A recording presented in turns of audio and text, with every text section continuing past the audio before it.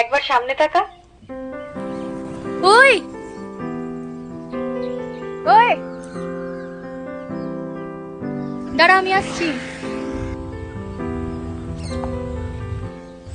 তুই এখানে কি করছিস?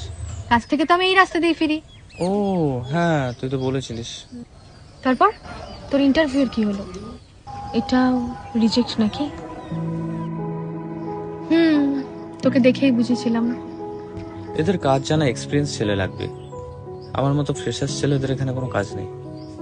ও ঠিক আছে, দিতে থাক, একটা না একটা ঠিক লেগে যাবে। আচ্ছা, খেয়েছিস কিছু? হ্যাঁ, সেই সকালে খেয়ে বেরিয়েছিলাম, তারপর আর কিছু খাইনি। বুঝতে পেরেছি।